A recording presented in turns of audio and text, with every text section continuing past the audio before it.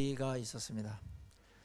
그 아이는 어렸을 때는 몰랐는데 나이가 들면서 초등학교 들어갈 때가 됐는데도 말을 못하고 그 다음에 자기의 몸가림을 하지 못했습니다.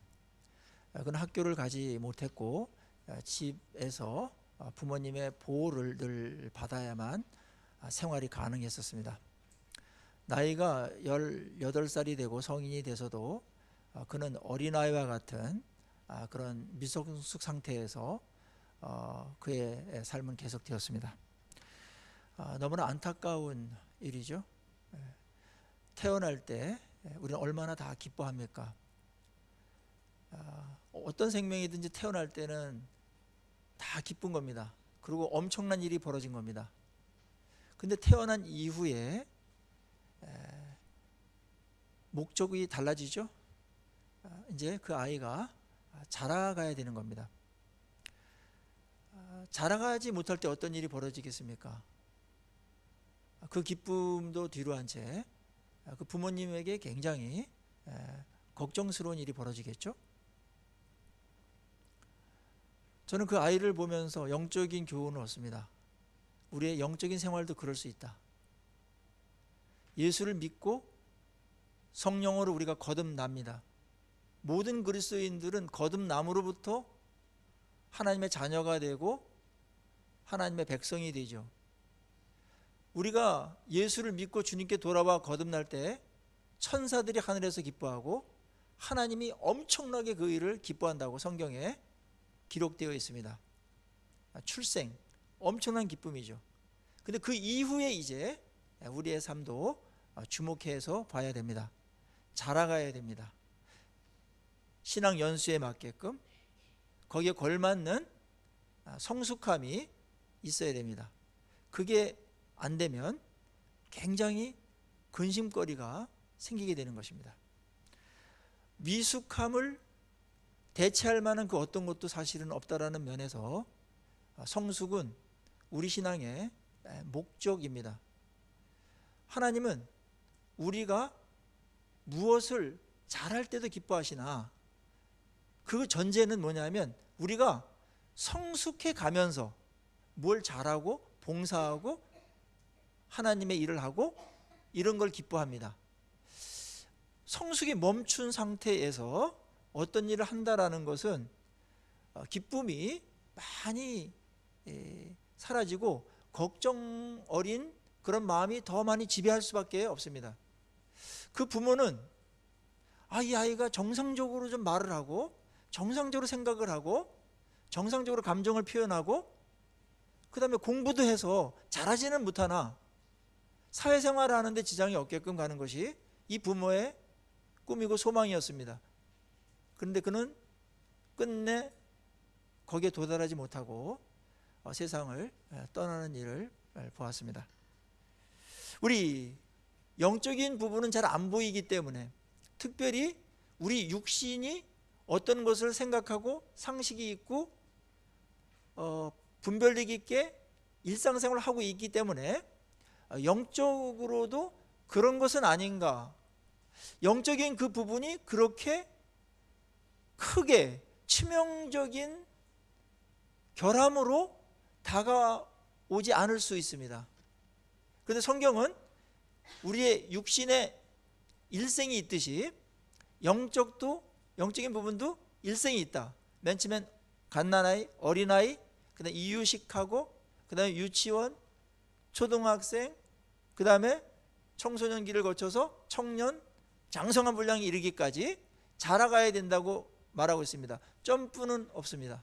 이 과정은 필연적으로 가야 되는데 단 정상적으로 잘 자랄 수 있는가 아니면 시간이 갔는데도 불구하고 너무 느리게 가는 그런 성도들이 있을 수 있고 어떤 경우에는 죄송하지만 갓난아기 수준으로 머무르거나 아니면 조금 자라다가 초등학생 수준에서 멈추는 그런 경우도 발생할 수가 있습니다.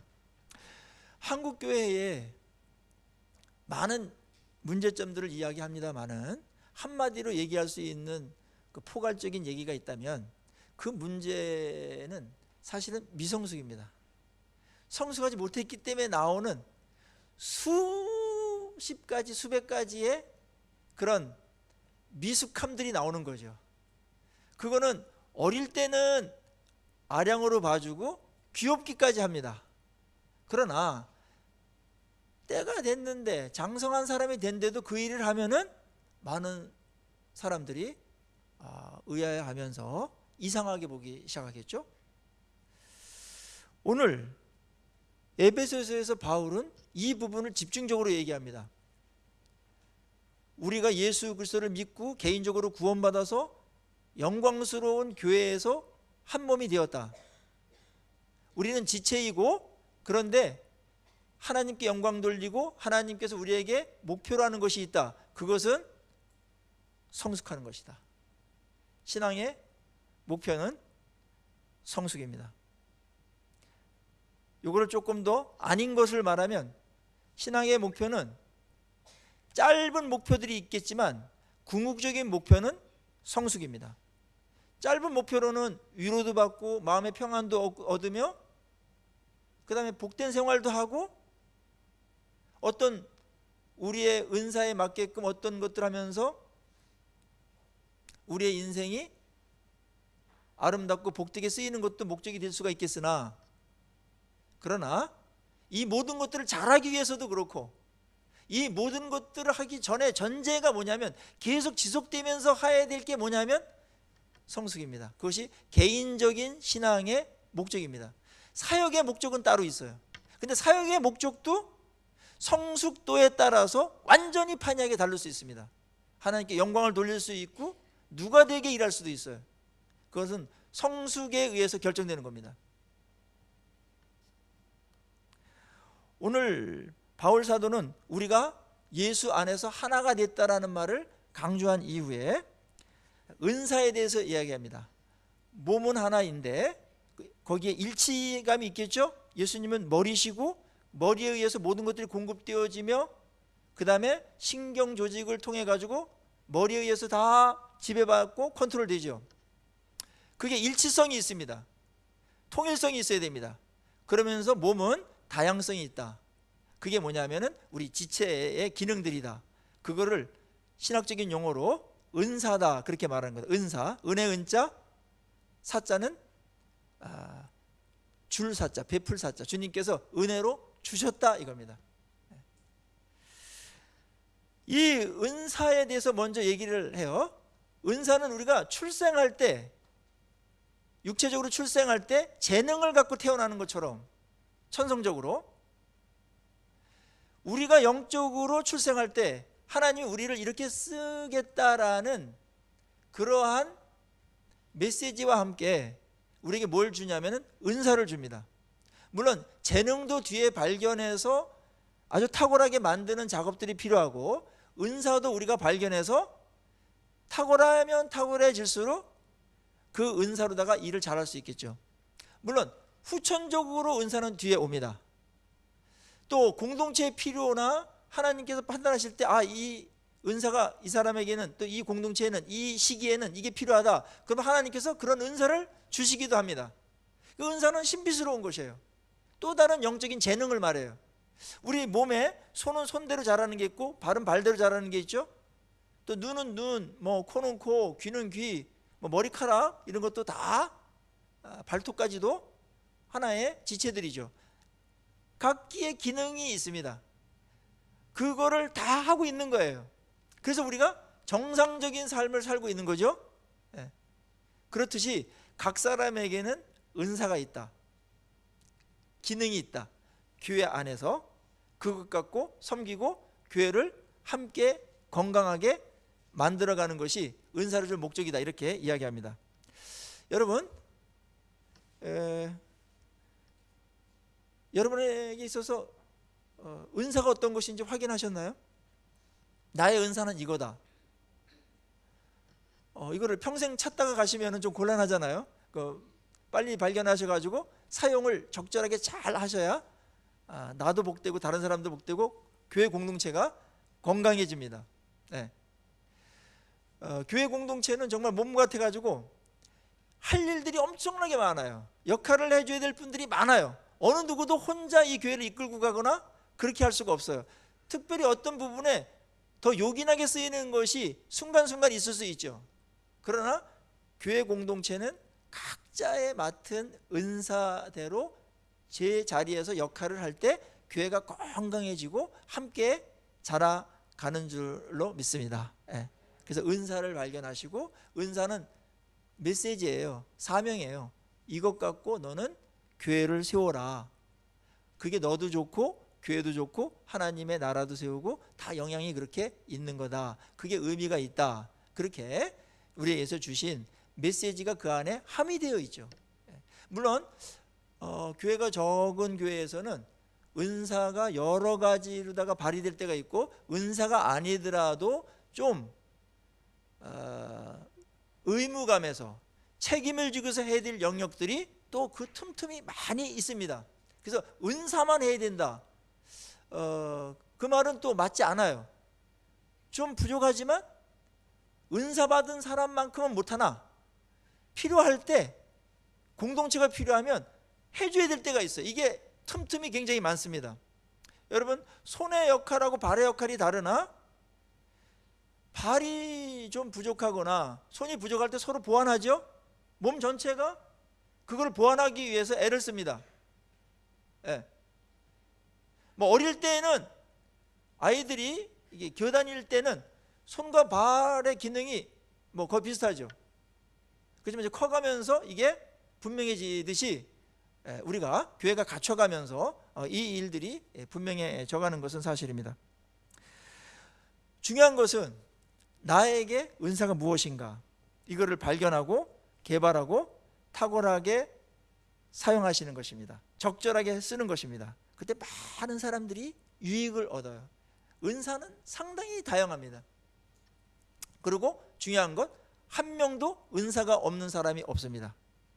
누구에게나 한두 가지 이상의 은사는 이 땅에 우리를 보낼 때부터 또 거듭날 때, 성령이 우리에게 올 때, 그때 함께 주어지고, 어떤 사람은 어릴 때는 그게 모르지만 나중에 나타나거나 또 나중에 또 추가적으로 주는 은사들도 있다라는 것이죠. 은사는 너무 어렵게 생각하지 마시고, 내가 이걸 하고 싶은, 이거로다가 교회를 섬기고 싶은 그 무엇이에요. 그리고 그걸 내가 좋아하고 또 자원해서 하고 싶어하고 또 다른 사람보다 시간을 똑같이 들여도 잘해요. 그래서 좋아해요. 그거 할 때는 피곤하지를 않아요. 다른 것보다 덜 피곤해요. 그래서 오래 갈 수 있고 잘할 수 있어요. 즐겁기 때문에. 저는 은사가 이렇게 말씀을 전하는 건데, 말씀을 전하기 위해서 준비할 때 그렇게 어려운 일이긴 하나, 아주 어렵다든지, 이거 언제 그만두지? 라든지, 너무 피곤해서 못하겠다, 이런 때는 거의 없었던 것 같습니다. 지난밤에도 밤 2시가 넘어서 잠을 잤는데 굉장히 말씀을 깨달아가면서 또 말씀을 전할 그걸 생각하면서 굉장히 설레면서 기대하면서, 힘들지만 굉장히 중압감을 받는 일이지만 그렇게 했어요. 그렇게 앞으로도 갈 것 같습니다. 앞으로 내가 정년 때까지 2,000번은 더 해야 되는데 그걸 어떻게 때우지? 이거 언제 하지? 그런 생각은 들지 않아요. 물론 굉장히 힘들거나 어려울 때는 그런 것도 생각하기 지나갈 수는 있겠으나, 은사는 즐거워합니다. 그것을 청소년들한테 자기가 잘하는 거, 해도 지겹지 않은 거, 짧은 시간 안에 정말 집중도 잘 되고 늘 하고 싶은 거, 그게 은사하다 그랬더니 게임인가? 이렇게 그건 오락이고 공동체를 위해서 뭔가 기여할 수 있는 그것이어야 되죠. 우리 찬양팀도 은사고, 또 각자 또 찬양 안에서도 또 달라요. 뭐 악기를 다루는 분도 있고, 그 다음에 또 섬김을 잘하는 분들이 있어요. 식사당 분들 새벽서부터 또 어저께서부터 준비하셨겠죠. 그 다음에 또 이렇게 잘 관계 잘 맺고 위로하고 격려하고, 이거 다 은사입니다. 또 말씀을 잘 깨닫고 나눠주고, 이런 분들 너무 귀한 분들이에요. 누굴 대접하길 좋아하고, 이런 다 은사입니다. 그 외에도 많이 있어요. 그 은사들은 교회에 다 있는데 은사의 목적은 뭐냐면 자신의 존재감을 나타내거나 자신이 어떤 것을 증명하거나 그런 게 아니고 교회 공동체를 건강하게 자라가는 데 있다. 이 은사가 잘 발휘될 때 그 안에서 많은 사람들이 유익을 받으며 영적으로 자라가게 되어 있습니다. 오늘 은사에 대해서 구체적으로 11절에 이렇게 말합니다. 예를 드는데요, 그가 어떤 사람은 사도로, 어떤 사람은 선지자로, 어떤 사람은 복음 전하는 자로, 어떤 사람은 목사와 교사로 삼으셨다 그랬어요. 자, 여기에 나와 있는 은사가 전부는 아닙니다. 이 이외에도 얼마나 많은지 모르는데 여기에 나와 있는 은사는 대부분 공통점이 뭐죠? 말씀과 관련된 은사입니다. 그리고 교회에 굉장히 중요한 터가 되는, 골격이 되는 은사죠. 사도, 교회의 터죠. 예수님의 12사도에 의해서 이 교회가 세워진 겁니다. 그래서 사도라는 것은 굉장히 중요해요. 요즘에는 사도가 없습니다. 뭐 신사도 운동을 해가지고 본인이 사도다 이렇게 말하는 사람이 있는데 성경하고 어긋납니다. 사도직은 12사도로 끝난 겁니다. 그리고 그들은 성경을 썼고 특별한 하나님의 은총과 특별한 은사예요. 사도는 그거 역할이 끝났기 때문에 사라진 겁니다. 생기는 게 있고 사라지는 게 있어요. 선지자도 말씀을 받아서 말씀을 전하는 자였죠. 그리고 백성들을 격려하고 용기를 내게 하고 믿음으로 바로 살게 하기 위해서 선지자를 세웠죠. 오늘날에는 이 선지자들도 사실은 예언하거나 이런 것들도 마감이 됐습니다. 그렇지만 우리의 이 성경이 선지자와 사도들에 의해서 기록했기 때문에 그들의 역할은 엄청나고 막중한 그런 아주 중요한 일을 하신 거예요. 그리고 요즘은 어떻게 되는가? 복음 전하는 자, 그 다음에 어떤 사람은 목사와 교사로 주셔서 말씀을 전하게 하셨습니다. 성령이 오셨기 때문에 또 성경이 이렇게 완성됐기 때문에 이제는 직접 받아가지고 하는 사도나 선지자의 시대는 갔고 성령이 우리에게 임하셔서 그 공동체 중에 누구를 세워서 은사를 주가지고 복음 전하는 자로, 그 다음에 어떤 사람은 설교자로, 말씀을 가르치는 자로, 그 다음에 목사와 교사로 이렇게 세웠다라는 거죠. 그러니까 이 은사 중에 말씀과 관련된 은사를 여기서 언급한 것은 사도 바울의 지금 이 논지가 어디로 가려고 가는 거예요? 지금 성도들을 성숙시키는 쪽으로다가 이 부분들이 흐트러지지 않도록 가기 위해서 말씀 전하는 은사를 먼저 얘기한 겁니다. 굉장히 중요해요. 그렇지만 이것만이 중요하다 그렇게 말할 수는 없어요. 그러나 교회는 이 은사가 없으면 안 됩니다. 우리 교회에서도 말씀을 맡은 분들이 있어요. 저도 그렇고 우리 김지한 목사님도 그렇고, 그 다음에 각 부서에 우리 부장 집사님이나 교사들이 있습니다. 물론 여기서의 교사는 신학자를 포함한 겁니다. 신학자들은 말씀을 연구해 가지고 그거를 제공하죠. 그리고 전하기도 합니다. 그런 교사들도 있고 아주 어린아이들한테 말씀을 전하는 교사들도 광의적으로 여기에 교사에 해당된다고 볼 수가 있습니다. 이런 분들이 있어야 교회가 말씀이 공급되어지고 교회가 제대로 자라가게 되죠. 12절은 이 은사와 교회의 목적이 뭔가를 분명히 말씀하고 있죠. 12절 한번 보십시오. 이는 이렇게 은사를 주시고 직임을 준 것은 성도를 온전하게 하여 봉사일을 하게 하고 그리스도의 몸을 세우려 하심이라. 맨 처음에 이 앞에 온전하게 한다라는 게 주동사입니다. 온전하게 한다라는 거는 우리 그리스도인들이 예수를 믿고서 성숙하게 그렇게 자라가게 해서 봉사도 하게 되고, 그 다음에 하나님의 교회도 몸도 세우게 하기 위해서 이런 직임과 은사를 줬다. 그런 교회의 1차적인 목적은 뭐냐 하면 또 궁극적인 목적이기도 한데 성도들이 온전하게 자라가게 하는 거다. 이 목적을 갖는 것과 안 가지는 것은 굉장히 차이가 있습니다. 우리가 교회에 올 때 여러 가지 목적들이 있을 수 있어요. 목표가 있을 수 있어요. 그러나 교회 오실 때 분명한 목적의식을 갖고 와야 되는 건 뭐냐면 내가 오늘 교회에 성숙하러 간다. 교회에 가서 내가 잘하러 간다. 그래서 내가 신앙생활을 한다. 이거를 깔고 가야 됩니다. 이게 전제입니다. 이거 엄청나게 중요한 거예요. 어떤 분들은 그냥 교회 오는 게 그냥 죄송합니다. 우리 교회는 그런 분들이 없겠지만 취미 활동이나 아니면 교양 강좌 하나 뛰는 거나 아니면은 그냥 그냥 사귐이 좋아서 마음의 평안을 얻기 위해서 그냥 주일이니까 그냥 어길 수 없으니까 집에 있고 그러니까 교회 나온다. 그렇게 출발할 수 있습니다. 어릴 때에는. 또 생각이 정리가 안 될 때는 그것도 하나의 요인이 될 수 있어요. 그걸 사용하시기도 하세요, 하나님께서. 그러나 주님이 원하시는 것은 교회 왜 나오는가, 예배를 왜 드리는가, 그 다음에 신앙생활 왜 하는가. 가장 중요한 목적은 우리가 변화되어서 자라가는 겁니다. 이 문제가 흐트러져 버리면 교회는 세상의 다른 단체들과 비슷해질 수 있어요. 영적으로 자라가는 게 목적입니다. 아이가 태어나면 반드시 자라듯이 그 자체가 가정을 위하는 것이며 그 자라는 것 자체가 부모를 가장 기쁘고 감격스럽게 하는 것이듯이 우리가 자랄 때 주님이 가장 기뻐하고 공동체가 건강해지고 공동체에 기쁨이 드는 줄로 믿습니다. 이거를 초월해서 주님을 기쁘고 감동시킬 게 없습니다. 우리 가정에서 보세요. 아이가 태어날 때 엄청나게 감동스럽지 않습니까? 그런데 그 아이가 볼 때마다 신기하고 감사하고 감격하죠. 기쁨이 엄청나게 주죠. 에너지도 엄청나게 주죠.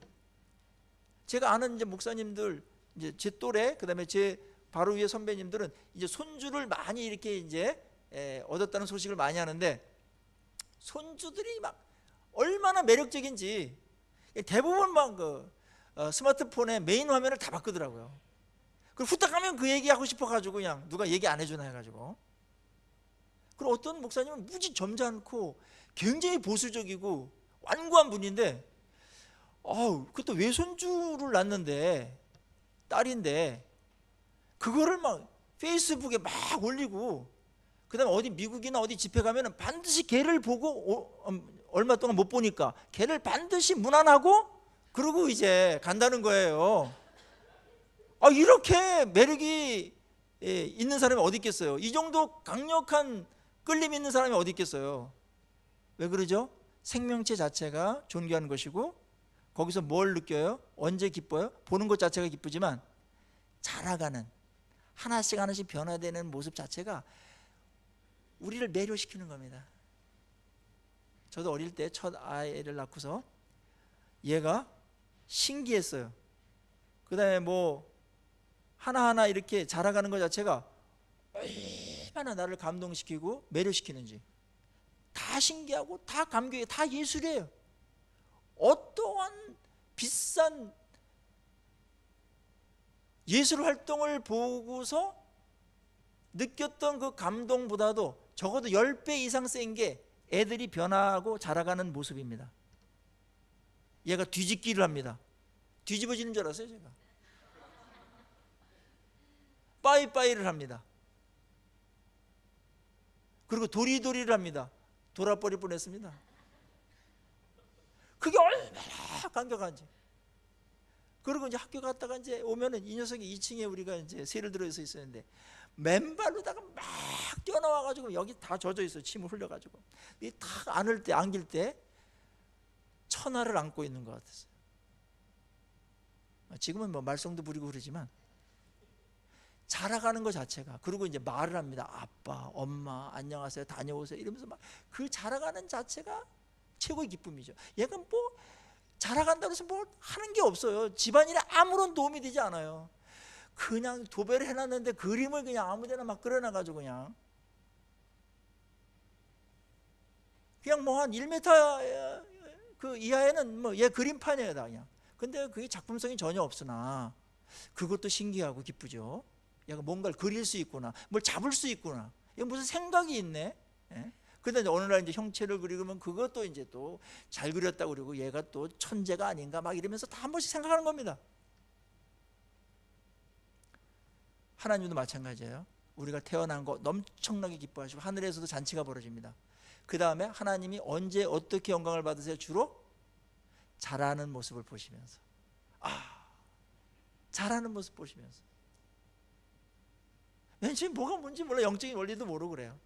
근데 이제 예배도 이제 자연스럽게 드리고, 이제 예배는 옛날에 그냥 형식적으로 나왔으나 이제는 주님 만나고 주님 기쁘게 하시기로 나와야 되지, 이런 마음을 갖고 온 것 자체가 성숙한 거죠. 그거 엄청나게 기뻐하시는 거예요. 그건 이제 당연한 게 된 거고요. 우리의 성품이, 우리의 인격이 자라가는 것이죠. 영이, 믿음이 커가는 것이죠. 그래서 큰 믿음을 갖는 사람을 볼 때 예수님이 가장 칭찬을 많이 했습니다. 영이 자란 거거든요. 믿음이 큰 거 최고로 칭찬하셨어요. 믿음이 작은 거에 대해서 안타까워하셨어요. 근데 우리의 인격이 자라가는 거요, 감정이 자라가는 거, 우리의 지성이 자라가는 거, 의지가 자라가는 거, 말씀으로 하나님이 그것 자체를 최고의 영광과 감격으로 또 환희로 그렇게 받아주시는 줄로 믿습니다. 사랑하는 자녀이기 때문에 그렇습니다. 사랑하는 자녀이기 때문에.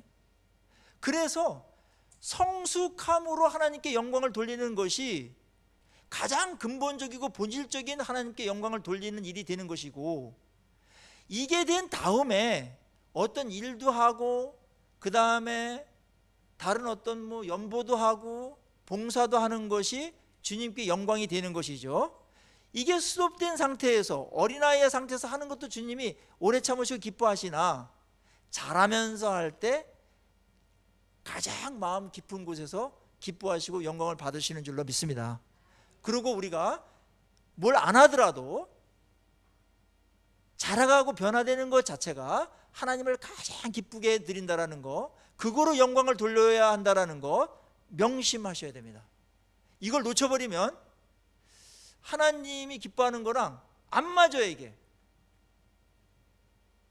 주님은 그렇게 변화되고 성숙하고 예수님 닮아가고 그렇게 되기를 바라는데 거기에 진전이 있어야 돼요. 그것 자체가 하나님 영광 돌리는 일이고, 특별히 예배 가운데도 찬양도 주님께 영광 돌리고, 기도도 영광 돌리고, 우리가 연보도 영광 돌리고, 또 나를 드리는 것도 영광 돌리고, 다 그렇게 하나?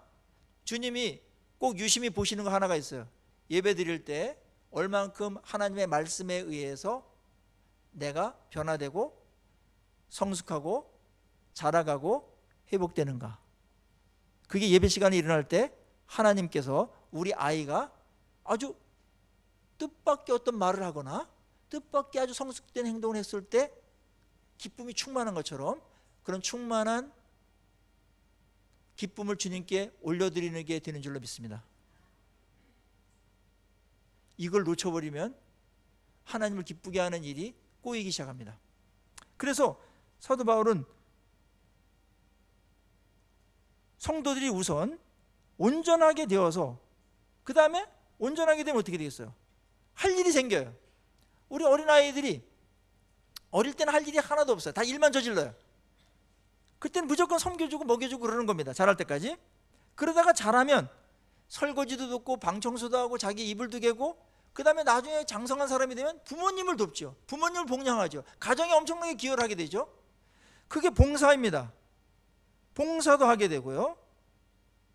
그리고 그것이 그리스도의 몸을 세우게 되는 것이다. 교회가 그렇게 세워져 가는 것이다. 교회를 세우는 거 엄청나게 아름답고 존귀한 일인데, 우리가 말씀으로 성숙해 가면 성숙할수록 이 일이 잘 되게 되겠죠. 성숙함이 없는데 어떠한 일을 맡아서 하면 미숙함이 계속 나오게 되면서 어려움을 겪게 돼요. 물론 그렇다고 해서 그걸 다 중지하다 그렇게 하라는 말이 아니라, 일을 할 때도 성숙함은 거기에 늘 배어 있다라는 것입니다. 그렇지 않습니까? 그래서 봉사도 성숙도에 따라서 아름다울 수 있고, 어떤 경우에는 그 봉사가 그냥 세상적인 어떤 그런 일로다가 돼버릴 수도 있어요. 성숙도에 따라서. 우리 교회는 어떤 그 할 일이 많으니까 또 일손이 가장 필요하니까 일을 해라 이렇게 먼저 많이 합니다. 열심히 일을 해라. 그건 뭐 틀린 말은 아니에요. 그러나 전제가 있겠죠. 일단 우리가 성숙하고 잘 자란 만큼 일을 잘할 수 있다라는 전제가 우리에게 있는 것입니다. 정말 성숙한 분들이 일할 때 보면 진짜 아름답습니다. 향기가 납니다. 감동이 있죠. 건강합니다. 하나님께 영광을 돌리는 거죠. 근데 이게 이제 미숙한 상태에서 우리가 이런 겪긴 합니다. 항상 우리 미숙한 상태 출발하고 또 잘하는 건 간데 있고 온전한 사람도 없기 때문에 실수도 있고 미숙함이 군데군데 나올 때도 있습니다. 그럼 우리 참아줘야 돼요. 그거는 성숙된 과정에서 있을 수밖에 없는 겁니다. 저도 마찬가지입니다. 실수가 있고 일하다가 또 이렇게 좀 제정신이 아니어가지고 이렇게 뭐 일도 저지르고 이럴 때도 있습니다. 그러나 잘하면 잘해갈수록 어떤 일이 생길 때 처리하는 것도, 어떤 일에 있어서 거기에 반응하는 것도 성숙함으로 대하면서 그렇게 큰 일인데도 불구하고 아무런 일이 아닌 것처럼 갈 수도 있고, 미성숙하면 아주 작은 일인데도 엄청나게 큰 일로 이게 번질 수도 있는 것이죠. 성숙함은 그만큼 일이 되게 하는 것이죠. 자, 그렇다면 우리는 어디까지 자라가야 될까요? 13절 우리 같이 한번 읽겠습니다. 시작.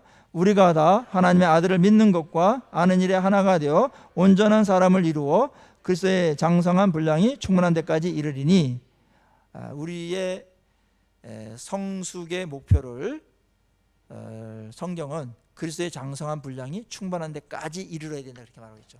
굉장히 거기까지 어떻게 가 이렇게 엄청난 높이까지 올려놨어요. 성화라는 말 들어보셨죠? 예수를 믿고 우리가 성화되어 갑니다. 그게 이제 성숙이라는 말로 바꿀 수 있어요. 전 인격과 영이 자라가는 겁니다. 예수님을 닮아가는 겁니다. 근데 목표는 뭐냐? 예수님까지 닮아가는 거예요. 이거는 우리 일상생활 속에서 계속 목표를 낮추지 말고 거기를 향해서 쉼없이 가야 됩니다. 이만하면 됐지, 그 상황은 있을 수 없다라는 거예요. 계속 끝까지 가야 되고, 그 다음에 이것은 도달하지 못할 거 왜 이렇게 목표를 높게 써놨지? 그렇게 얘기할 분도 있는데, 하나님이 자기 자녀에 대한, 사랑하는 자녀에 대한 기대치입니다. 우리 사랑하는 자녀가 있으면 자녀가 진짜 훌륭한 사람이 되기를 바라잖아요. 링컨처럼, 누구처럼 이렇게 훌륭한 사람이 되기를 바라잖아요. 그런 것처럼 하나님은 우리를 사랑하기 때문에 기대치를 낮추지 않아요. 대충 살라든지 너 이 정도만 살아도 뭐 그냥 그런 대로 살아 뭐 이렇게 하지 않고, 하나님은 사랑하는 것만큼 기대치가 커서 최고의 경지인 예수 그리스도의 장성한 분량이 충만한 데까지 이르게 되는 게 하나님의 기대치이면서, 그거를 위해서 하나님도 모든 걸 공급하고 성령님도 이 자람을 위해서 최선을 다하고 열심을 다해서 우리의 성장을 돕겠다라는 겁니다. 이 기대치를 낮추지 마세요. 많은 경우에 기대치를 자기가 정하는 사람이 있어요. 나는 예수 믿다가 뭐 대충 이렇게 살다가 뭐 그냥 그렇게 살다가 천국 가면 되지 뭐. 그거는 부모님을 굉장히 실망시키는 일입니다. 그 기대치를 떨어뜨리는 자체가 불효입니다. 좀 안 되더라도 힘들더라도 하나님 제가 한번 해보겠습니다. 그러면서 할 수 있어요. 마음 먹으면 빨리 잘할 수 있고 많이 성숙할 수 있어요. 그 성숙되는 과정 자체가 하나님께 영광을 돌리는 거라고 그랬죠. 성숙한 만큼 주님이 기뻐하세요. 그리고 나에게도 엄청난 복이에요. 내가 온전히 회복되는 거니까. 우리는 왜 자라가야 됩니까? 생명체니까. 우리는 왜 자라가야 됩니까? 죄로다가 너무나 많이 망가져 있어요. 우리는 왜 자라가야 됩니까? 어리니까요. 자라야 될 때가 너무나 많습니다. 영역에서, 모든 영역에서 자라가야 돼요. 그럴 때 부모가 기뻐하듯이 하나님이 엄청나게 기뻐한다는 겁니다. 우리가 자람으로 인해서 주변 사람들이 행복해집니다. 부유해지고요, 교회가 건강해집니다. 일이 됩니다. 이거는 그 성숙함으로 인해서 우리에게 돌아오는 그런 혜택은 이루 말할 수 없어요. 영광스러운 겁니다. 주님 그렇게 만드시겠다라는 거예요.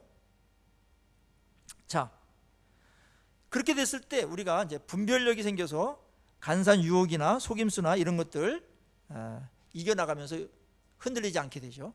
어린아이에 머무르 있을 때 항상 불안한 이유는 뭐냐면 세상적인 메시지에 그런 교훈과 철학에 확 휩쓸려 가지 않을까, 또 이단들이나 이런 데 또 넘어가지 않을까, 성경적이지 않은 그런 삶과 철학을 갖고 살아가면 어떡하나, 이런 불안감이 늘 있는데 성숙하면은 분별력이 생긴다는 거죠. 어린아이는 분별력이 없어요. 그래서 사탕 준다 이렇게 하면은 유괴범인지도 모르고 따라가지 않습니까? 그게 어린아이예요. 그런데 오늘 여기서 성숙했을 때 혜택 한 가지를 얘기하고 있는데, 이제는 그 정도는 분별하기 때문에 그런데 따라가거나 잘못된 그런 모임이나 가르침에 들어가지 않게 된다.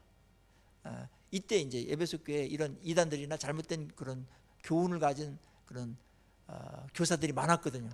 이거는 앞으로도 계속 있을 것이기 때문에 이거 한 가지 예를 들었으나, 성숙할 때 오는 그 부유함이라는 것은, 그 파급력이라는 것은 엄청난 것입니다. 내가 일단 변하면 내가 엄청나게 귀한 일을 하게 되고요, 가족이 가장 복을 많이 받습니다. 내가 감정이 자라고, 그 다음에 지성이 성경적으로 자라고, 의지가 자라고, 영이 맑고 믿음이 좋으면, 예수님의 성품이 나오면 그 자체가 복이 되는 것이죠. 최고의 복입니다. 무엇을 가졌냐 안 가졌냐도 우리의 삶에 영향을 안 주는 것은 아니나, 같이 살아보면 무엇이 가장 영향을 줍니까?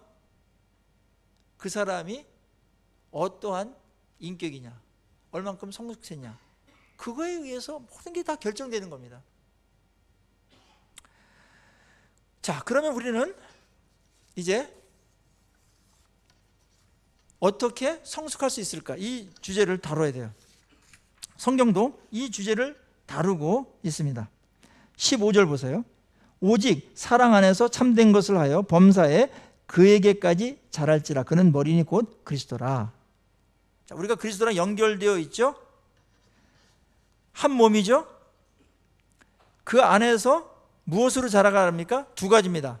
사랑 안에서 참된 것을 해서 범사에 자라갑니다. 우리 공동체 안에서 성도들끼리 서로 신앙 가족으로서 연결되어 있어요. 그래서 서로 성숙함에 영향을 주게 돼 있어요. 사랑으로 할 때 우리가 자라가요. 사랑을 받고 또 사랑이 좋아지는 게 성숙한 핵심이기도 하기 때문에 서로 사랑을 받고 주고받으면서 또 신앙 얘기를 나누고 간증도 나누고 삶도 나누면서 교제하면서 자라가게 돼 있어요. 가정에서도 똑같아요. 부모님들이 자녀를 키울 때 사랑으로 키울 때 가장 잘 크죠. 사랑을 먹고 자란다는 말 있지 않습니까? 신앙인들도 사랑을 먹고 자랍니다. 하나님의 사랑을 먹고 성도들의 사랑을 먹고 자라갑니다. 그때 마음문이 열려요. 그리고 결정적으로 우리를 자라게 하는 것은 영적인 양식을 잘 먹는 겁니다. 그게 뭐예요? 참된 것. 여기는 진리를 말하는 겁니다. 진리를 먹는 겁니다.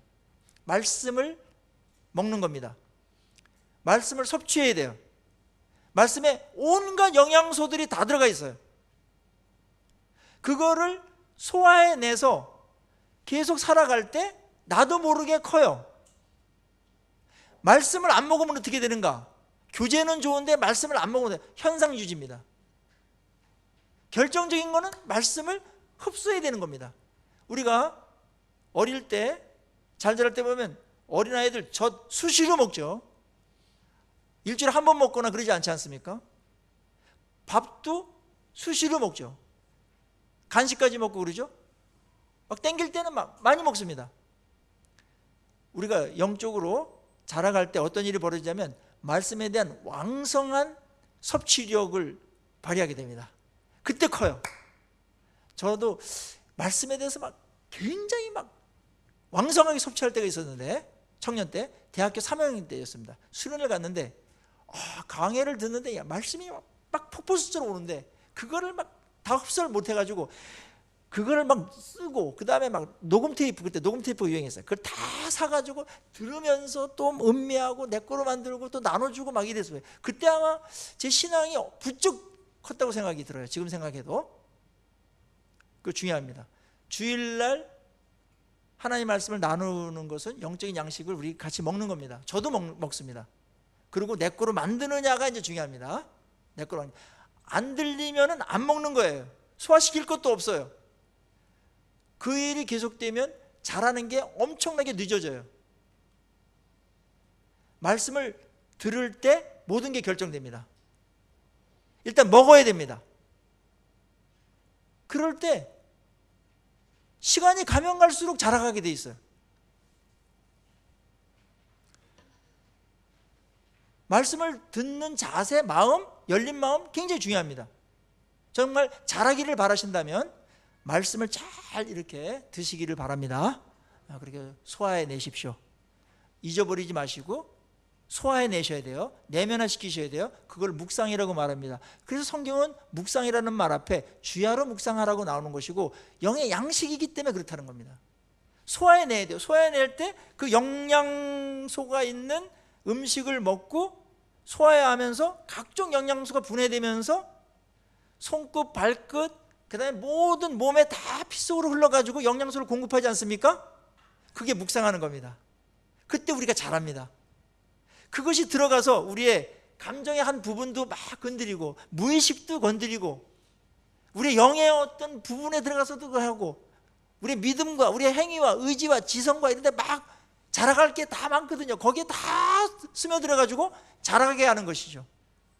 이게 축적되면서 우리가 성숙하는 것입니다. 많이 섭취하시고 많이 소화해낼수록 영은 빨리 자랍니다.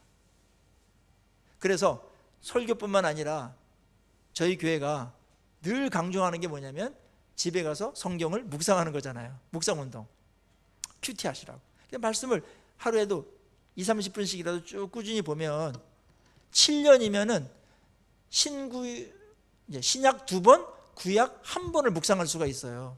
골고루 음식을 먹기 때문에 여러분들이 편식 안 하고 스스로 먹을 수 있기 때문에 엄청나게 빨리 자랍니다.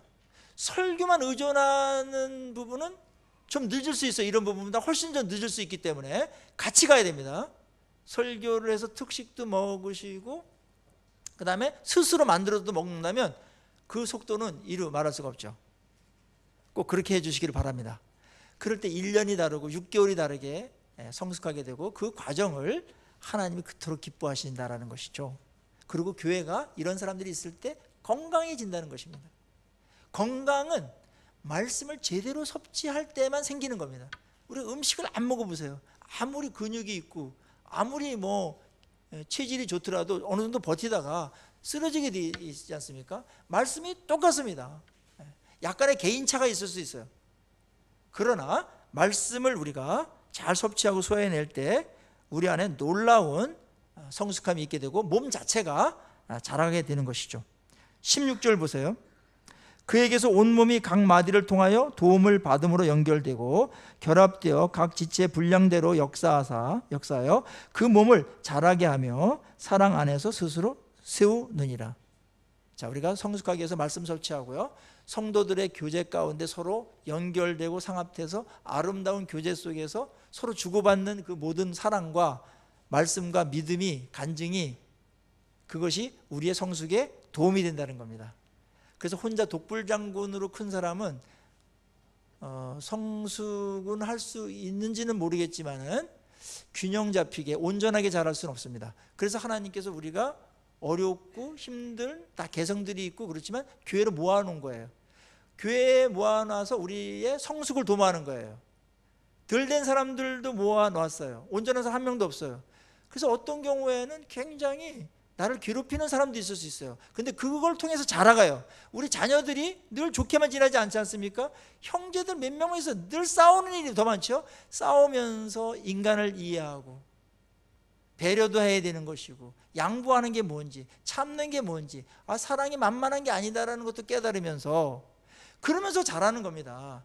모든 사람이 다 잘해줄 때 얻는 유익이 있고 그렇지만 어려운 사람이 또 있어야 돼요. 그래야 그 사람까지 품을 때 그때 내가 잘하는 거구나, 이만큼 잘했다, 그게 증명되는 것이고, 그렇지 않습니까? 저도 뭐 지금도 계속 뭐 이제 자라가고 있는 ING이죠. 근데 어떻게 이런 분은 난 진짜 못 참겠어. 다른 건 내가 다 참겠지만 이런 분은 못 참겠어. 그런 사람이 생겨요. 근데 그거는 그 말도 잘못된 거예요. 그게 하도 괴로우니까 그 더 지독한 게 얼마나 많은지를 몰라서 그런 거예요. 더 센 게 얼마나 많은지를 몰라서 그렇게 한 거고, 언제나 문제가 있으면 그게 최고의 장애물이고 최고의 고통스럽게 느껴져요. 거기에 몰입하게 돼 있어요. 그러면서 하나님이 거기까지 품고 널 위해서, 너 성숙을 위해서 활용해라. 스파링 파트너 붙여줬으니까 한번 품어봐라, 해봐라. 숙제입니다. 숙제. 그렇게 해주셔서 잘 대해주시고 거기까지 품는 자리까지 가면 성숙한 것이고, 그거를 스파링 파트너로 줬는데 거기서 나가 떨어지고 그러면 안 됩니다. 이거는 숙제를 줬는데 숙제 때문에 나가 떨어지고 그러면 안 되잖아요. 숙제는 우리에게 수시로 오는데 성숙하기 위해서 주어진 것이라는 거. 그래서 하나님이 우리를 너무 사랑하시고 성숙이 목적이기 때문에 이렇게 해놓으셨어요. 한번 살펴보세요. 가족 중에 한두 명, 굉장히 내가 받아들이기 어려운 사람 한두 명 있습니다. 친척 포함해서. 있습니까 없습니까? 여러분이 뭐 성화 되셔가지고 다 처음이시겠죠. 저는 있어요. 그 다음에 교회에도 수시로 있을 수 있습니다. 처음부터 힘든 사람이 있고, 어떤 사람은 잘 나가다가 무지 좋았는데 도중에 힘든 사람이 생길 수도 있어요. 그건 물론 사탄이 틈을 탈 수도 있고 여러 가지지만, 그거를 하나님께서 허용하신 것은 성숙의 기회로 삼으라는 것입니다. 그 다음 우리의 환경도 마찬가지입니다. 우리가 아무리 잘 나가고 아무리 평화롭고 하더라도 우리의 환경 중에 정말 기도하지 않으면 안 되는 환경들이 있죠. 그거 하나님께서 우리 겸손하게 만들고 기도하라고 만들고 성숙하기 위해서 세팅된 것으로 허락하신 겁니다. 요셉에게 그런 많은 환경들, 그가 의로웠어요. 그거 왜 줬을까요? 성숙하기 위해서. 성숙해가지고 나중에 쓸 때 그게 다 약이 되는 거예요. 이 과정을 밟지 않고 그냥 쓰임만 받는다? 청와대 들어갔다가 나중에 다 잘못해가지고 쇠고랑 차고, 지금처럼, 얘도 마찬가지지만 옛날도 마찬가지지만 또 지금 정부도 또 잘못해가지고 나중에 그럴 가능성이 다 있는 거지만, 인간은 여러분 감당 못합니다. 이기지 못해요. 성숙하지 않으면 이겨내지 못합니다. 그래서 하나님께서 어떤 걸 맡기실 때 분명히 이 부분을 철저하게 성숙시키고 단련시킨 다음에 그 다음에 뭘 허락하시고, 또 부족한데도 허락하기 때문에 그 일을 하면서도 또 성숙에 대한 프로젝트는 계속 돌리는 거죠. 일을 이루시는 것보다 하나님은 우리를 성숙시키는데 더 가치를 두고 더 초점을 맞춰서 우리 인생을 끌고 나가기 때문에 어떤 일이 빨리빨리 안 되는 경우가 그리스도인들에게는 더 많아요. 일하는 건 하나님이 너무 쉬워요. 그냥 하루아침에도 할 수 있어요. 아니, 천지를 창조하신 분인데. 그러나 우리를 성숙시키는 일은 어려운 겁니다. 시간이 걸리는 겁니다.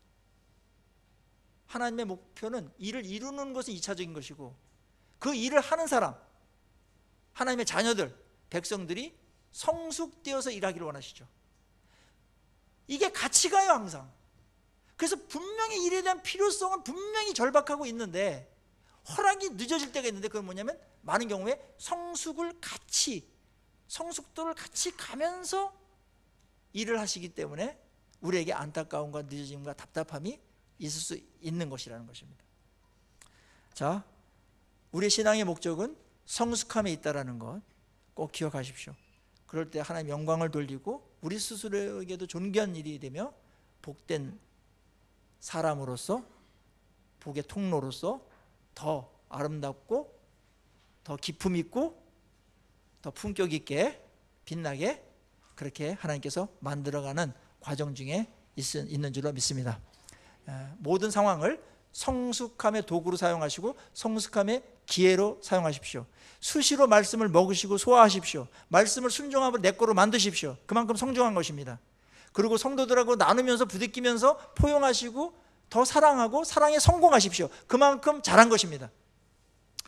모두가 다 그리스도 안에서 함께 성숙해가는 우리 유라 소망교회가 되기를 간절히 축원합니다. 기도하겠습니다. 우리 이 시간에 하나님 아버지